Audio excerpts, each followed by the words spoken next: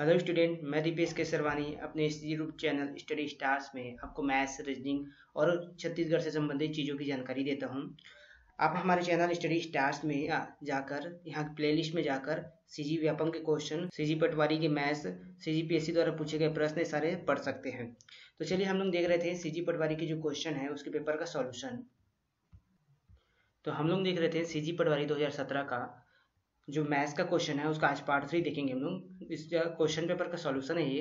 तो पार्ट 6 है, part 1, part 2 और पार्ट 3 में हमने कंप्यूटर, हिंदी और इंग्लिश का क्वेश्चन देखा था, और पार्ट 4 और पार्ट 5 में हमने मैथ्स का देखा था, और पार्ट 6 है जिसमें हम मैथ्स का तीसरा पार्ट देख रहे हैं।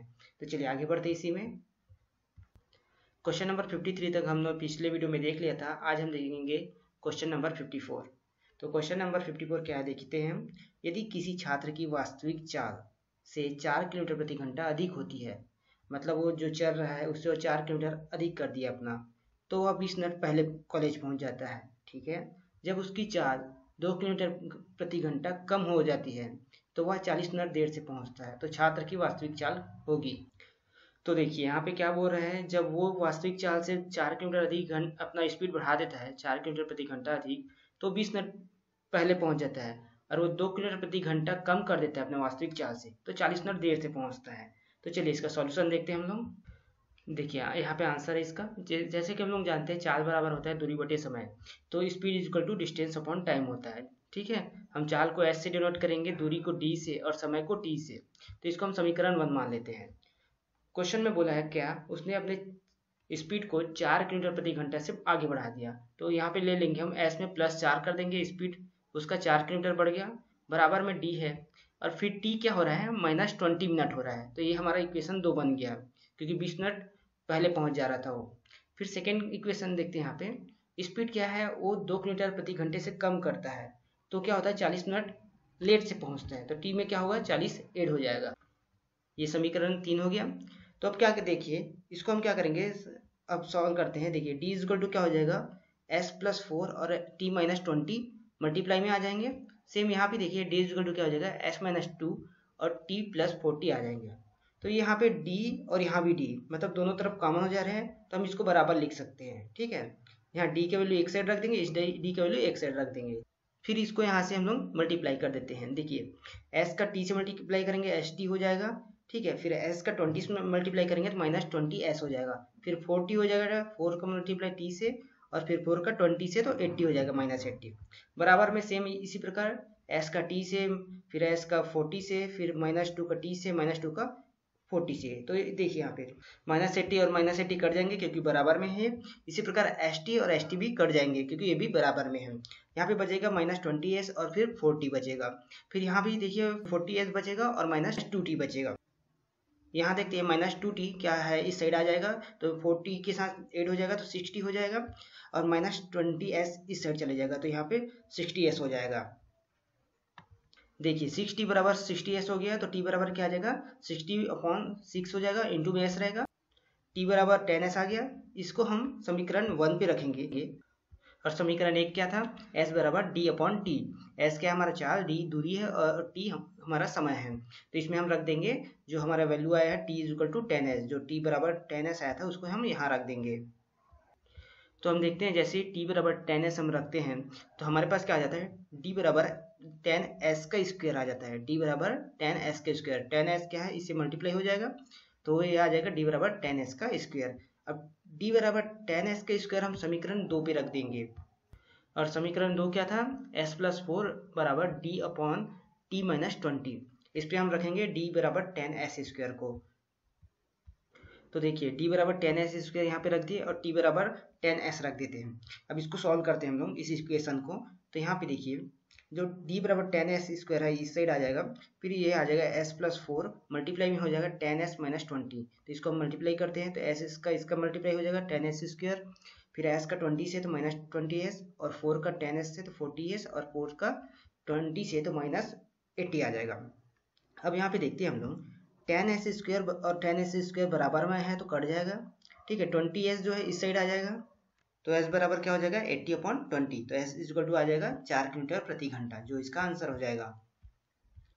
जो हमसे पूछा था छात्र की वास्तविक चाल, तो ये 4 किलोमीटर प्रति घंटा हमारा ऑप्शन सी आंसर हो जाएगा। व्यापम ने इसका आंसर 5 किलोमीटर प्रति घंटा लिया था, जो कि आंसर गलत है। ऑप्शन सी होगा आपका आंसर 4 किलोमीटर प्रति घंटा। क्वेश्चन नंबर 55 देखते हैं। एक दुकान में यह लिखा था कि पहला जींस लेने पर 30%, दूसरा जींस लेने पर 50%, तीसरा जींस लेने पर 80% तथा चौथा जींस मुफ्त में दिया जाएगा। एक व्यक्ति जींस 700 वाला, दूसरा जींस 800 वाला, तीसरा जींस 2000 वाला तथा चौथा जींस 4000 वाला पसंद करता है, तब उसे कुल कितना भुगतान करना पड़ेगा। देखिए यहाँ पे छूट दिया जा रहा है कितना, 30%, 50% और 80% का फर्स्ट, सेकेंड एवं थर्ड जींस पे, और फोर्थ जींस क्या है, फ्री में दिया जा रहा है। तो हमें क्या करना है, पहले और दूसरे तीसरे जींस का हम परसेंट निकाल लेते हैं कितना छूट मिलेगा। नॉर्मल हम खरीदते हैं पहले और दूसरे तीसरे जींस को, तो 700, 800 और 2000, कितना हो जाएगा हमारा 3500 रुपये नॉर्मल खरीदने पर। अब उसमें छूट मिल रहा है, उसके हिसाब से देखते हैं कितना छूट मिल रहा है। 700 में 30% मिल रहा है, तो इसका 30% कितना हो जाएगा 210 रुपये। 700 का 30% 210 रुपये छूट मिला।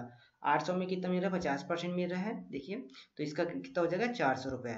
और 2000 में 80% मिल रहा है, 2000 का जो जींस था तीसरा जींस, उसमें 80% मिल रहा है, तो कितना हो जाएगा 1600। इसको ऐड करते हैं तो आता है 2210 रुपये। और चौथा जींस क्या है, फ्री में मिल रहा है, मतलब मुफ्त में मिल रहा है, तो चौथा जींस में काउंट नहीं करेंगे। हमें पूछा क्या है, तब उसे कुल कितना भुगतान करना पड़ेगा। तो सिंपल, हमें 3500 करना था, लेकिन इतना हमें फ्री मिल जा रहा है, मुफ्त मिल जा रहा है 2210 रुपये, तो इसको माइनस कर देंगे हम लोग। जैसे माइनस करते हैं हमारे पास क्या आ जाएगा 1290 रुपये, तो हमें ऑप्शन बी यहाँ आंसर हो जाएगा, 1290 रुपये भुगतान करना पड़ेगा। चलिए आगे देखते हैं। Question number 56। दो संख्याओं का लघुत्तम समाप्तवर्तक 131387 है, मतलब 1,31,387 है, तथा उनका महत्तम समाप्तवर्तक कितना है, 37 है। यदि एक अंक 1961 है तो दूसरा अंक है। तो देखिए हम सिंपल सा सूत्र होता है इसके लिए, प्रथम संख्या गुणा द्वितीय संख्या बराबर लघुत्तम समाप्तवर्त गुणा महत्तम समाप्तवर्त। यहाँ पे देखिए द्वितीय संख्या बराबर क्या ले लेंगे, लघुत्तम समाप्तवर्त गुणा महत्तम समाप्तवर्त, अपॉन में क्या लेंगे, नीचे में प्रथम संख्या। इसकी वैल्यू हम रख देते हैं, जैसे 131387 रखे पहला हम लघुत्तम समाप्तवर्त, और महत्तम का हम लोग रखे 37, और 1961 पहला संख्या है, तो 1961 से हम डिवाइड करेंगे इसको तो 67 बाद में जाएगा, और 67 का मल्टीप्लाई करेंगे हम तो आ जाएगा 2479, मतलब 2479। तो यहाँ पे ऑप्शन सी हमारा आंसर हो जाएगा, 2479 द्वितीय संख्या हो जाएगा। सिंपल क्वेश्चन था, बस आपको ये फार्मूला को ध्यान में रखना। चलिए आगे बढ़ते हैं हम इसमें। Question number 57। निम्नलिखित में से कौन सी संख्या परिमेय नहीं है बोला है। देखिए यहाँ पे 4 ऑप्शन दिया है, इसमें से पूछा परिमेय नहीं है, तो हमें सबसे पहले जान लेते हैं परिमेय संख्या होता क्या है। परिमेय संख्या क्या होता है, जो पी और क्यू के फॉर्म में होता है, मतलब पी बटे क्यू के फॉर्म में, ठीक है। तो ये बटे के फॉर्म में नहीं होना चाहिए बोल रहा है, मतलब बटे के रूप में नहीं होना चाहिए बोल रहा है, तो वो क्या हो जाएगा, अपरिमेय संख्या हो जाएगा, जो बटे के रूप में नहीं होता, बराबर नहीं होता, ठीक है। इसमें हम ऑप्शन को चेक करेंगे, ऑप्शन को सॉल्व करके देखेंगे कि परिमेय संख्या है कि नहीं है, तो ऑप्शन सी इसका आंसर है। तो हम इसी को देखते हैं चेक करके। जैसे कि हम इसको इस तरह लिख लेते हैं रूट ओवर में, जैसे हम रूट ओवर में लिखते हैं इसको, देखिए 125 को हम कैसे लिख सकते हैं, 5 गुणा 5 गुणा 5 लिख सकते हैं। वैसे 16 को हम 2 गुणा 2 गुणा 2 लिख सकते हैं, और जो है हमारे नीचे वो रहेगा अंडर रूट 2 रहेगा, ठीक है। तो इससे क्या हो जाएगा, 5 बाहर निकल जाएगा, क्योंकि यहाँ पे 3 का पावर है तो 5 बाहर आ गया। यहाँ पे 4 का पावर है इसलिए 2 निकल जाएगा बाहर, 2 आ गया, और अंडर रूट 2 वहीं पे रहेगा। इसको सॉल्व करते हैं तो 5 गुणा रूट टू लिख सकते हैं, 2 को हम 2 बार रूट 2 लिख सकते हैं, 2 बार अंडर रूट 2 लिखेंगे और एक रूट 2 कट जाएगा, तो ये क्या आ गया 5√2।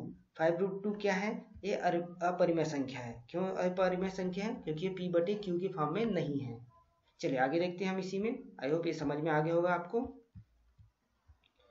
क्वेश्चन नंबर 58 देखिए, इसमें दिया है 63 + 9 - 6 × 7 + 6 / 3 - 2 बराबर क्या होगा बोले हैं। तो आपको बोर्ड मास रूल का फॉलो करना है, उसके हिसाब से इसको सॉल्व करना है। बोर्ड मास रूल में क्या हो जाएगा, सबसे पहले भाग होगा, मतलब 6/3 को हम पहले सॉल्व करेंगे यहाँ पे, तो भाग होगा तो ये 2 आ जाएगा, और 2 2 कट जाएंगे यहाँ पे, फिर क्या होगा 6 और 7 का गुणा होगा, तो ये हो जाएगा 6 7 42 हो जाएगा, ठीक है। फिर 63 और 9 को हम ऐड कर देंगे तो ये 72 हो जाएगा, 2 2 कट जाएगा, जो ये 2 था ये 2 था कट जाएगा, माइनस में 42 है, इससे माइनस हो जाएगा, आ जाएगा 30। ऑप्शन बी हमारा आंसर हो जाएगा 30। चलिए आगे देखते हैं नेक्स्ट क्वेश्चन। Question number 59। किसी सभा में 16 सदस्य का औसत वजन 55 किलोग्राम है। देखिए 16 सदस्य का औसत वजन 55 किलोग्राम है, मतलब हम इसको मल्टीप्लाई कर देंगे, टोटल वजन निकल जाएगा 880 16 सदस्यों का। फिर यहाँ पे कहा है 25 सदस्यों का औसत वजन 45 किलोग्राम है। 25 सदस्य है तो 25 सदस्यों का 45 किलोग्राम, तो इसका टोटल निकल जाएगा 1125 किलोग्राम हो जाएंगे। तथा 14 सदस्यों का औसत वजन 40 किलोग्राम है, तो 14 सदस्यों का 40 किलोग्राम तो 560 किलोग्राम हो जाएंगे। तो सभा के सभी सदस्यों का औसत वजन क्या है, तो सभी का वजन जोड़ते हैं हम लोग तो कितना आ जाता है 2565 किलोग्राम। इसको हम ऐड कर लेते हैं। तो अब क्या बोला है, औसत वजन पूछा है, तो औसत वजन पूछा है तो हम क्या करेंगे, कुल सदस्य को भी जोड़ लेंगे, 16 25 और 14 तो कितना हो जाएगा 55। तो औसत बराबर क्या हो जाएगा, कुल वजन, जितने वजन है उतने और कुल सदस्य हो जाएंगे। तो कुल सदस्य तो है 55, औसत निकालना है हमें, तो इसका देखिए 2565/55 हो जाएगा। तो हमारे पास आंसर क्या आ जाएगा 46.63, जो कि ऑप्शन में नहीं है, तो इसमें हो जाएगा इनमें से कोई नहीं आंसर। ठीक है, यहाँ पे 46.5 है, लेकिन इसको आंसर नहीं लिया है व्यापम ने, तो क्या आ जाएगा हमारा ऑप्शन डी हमारा आंसर हो जाएगा। 46.63 हमारा आंसर है। चलिए आगे देखते हैं हम नेक्स्ट क्वेश्चन नंबर 60। निम्न वृत्त में कोण CAD प्लस कोण CBD बराबर क्या होगा बोल रहे हैं। देखिए कोण CAD और कोण CBD, तो कोण B पूछा है और कोण A पूछा है हमसे। ठीक है, दोनों का बराबर कितना होगा, तो हमें जानना होगा कि जो कोण है, जो सेंटर से बना हुआ है ये 30 है, तो ये भी 30 होगा, क्योंकि ये दोनों क्या है, एक रेडियस है, और यहाँ से क्या है, इनकी एक जीवा से समान दूरी होगी यहाँ से इसकी। ठीक है, तो यह हो जाएगा ये 30, तो ये भी 30 हो जाएगा। फिर देखिए यहाँ पे दूसरा रूल क्या कहता है, जब यहाँ का कोण पता चल जाए हमें, ठीक है, यहाँ का कोण कितना हो जाएगा, ये 30 है, तो यहाँ का कोण हो जाएगा 120 हो जाएगा। ठीक है, क्योंकि त्रिभुज बन रहा है यहाँ पे देखो, और त्रिभुज के तीनों कोण का योग कितना होता है 180 अंश, तो ये हो जाएगा 120। दूसरा रूल क्या कहता है, जब किसी वृत्त के सेंटर से जो कोण बनता है यहाँ पे जो, वो कोण और यहाँ पे जो बनता है कोण, मतलब ये थीटा होगा तो ये थीटा का हाफ होगा। तो यहाँ पे देखिए यहाँ 120 आ रहा है यहाँ पे ये जो, तो ये 120 का हाफ कितना हो जाएगा 60 हो जाएगा।